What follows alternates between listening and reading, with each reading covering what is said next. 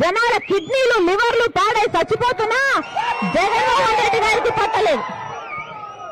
అయ్యా జగన్మోహన్ రెడ్డి గారు వాగ్దానాలన్నీ ఎక్కడ నెరవేర్చాయ్యా అంటే అదిగో మా లిక్కర్ షాప్ లో క్యాపిటల్ అట, స్పెషల్ స్టేటస్ అట, భూమట, డిఎస్సీ కూడా అన్ని మొత్తం మద్యం షాపులో నెరవేర్చాడు మీ జగనన్న గారు. ఇందుకే ఓట్లేశారా? ఇందుకే గెలిపించారా? ఈ రోజు బిడ్డలకు ఉద్యోగాలు లేక ఆత్మహత్యలు చేసుకుంటున్నారు. ఇదే జగన్మోహన్ రెడ్డి గారికి నేనే ప్రచారం చేసి చెప్పాను, అమ్మా నువ్వు వెళ్ళి చెప్పు 3,000 కోట్లతో ధర స్థిరీకరణ నిధి ఏర్పాటు చేస్తాము, రైతులు ఎక్కడా నష్టపోతే వాళ్ళకు నిధి ఇచ్చేటట్టు, వాళ్ళకు లాభం ఇచ్చేటట్టు ఆ నిధిలో నుంచి ఏర్పాటు చేద్దాము అంటే నేను వెళ్ళి ప్రచారం చేశాను. 4,000 కోట్లు ప్రతి సంవత్సరం 3,000 కోట్లు ధర స్థిరీకరణ నిధి రైతుల కోసం అయితే 4,000 కోట్లు పంట నష్టపోతే పక్కన పెడతాము అన్నారు.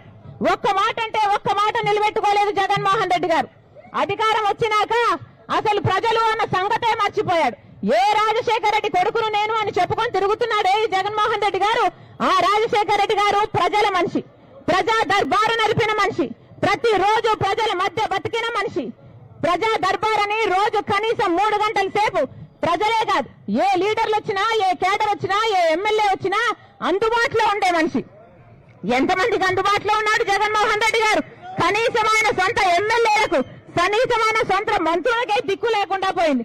ఈయన జగన్మోహన్ రెడ్డి గారు రాజశేఖర రెడ్డి గారి వారసులు. ఒక్కసారి అందరూ మనసు పెట్టి ఆలోచించండి.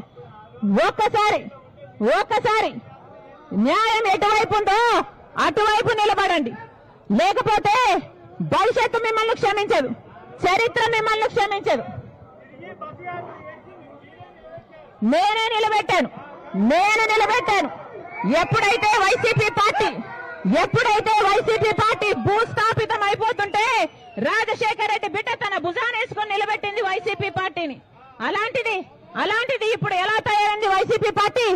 ఎక్కడ చూసినా ల్యాండ్ మాఫియా, ఎక్కడ చూసినా వైన్ మాఫియా, ఎక్కడ చూసినా శాండ్ మాఫియా. ఎవరు బాగుపడ్డారు? ఇది కాదు రాజశేఖర రెడ్డి గారి సంతానం, ఇది కాదు రాజశేఖర రెడ్డి గారి వారసత్వం. రాజశేఖర రెడ్డి గారి వారసత్వం అంటే ప్రజల కోసం బతకాలి, ఇంటి ఇచ్చిన మాట కోసం ప్రాణమైనా ఇవ్వాలి. అది రాజశేఖర రెడ్డి గారి రక్తం, ఇది రాజశేఖర రెడ్డి గారి రక్తం.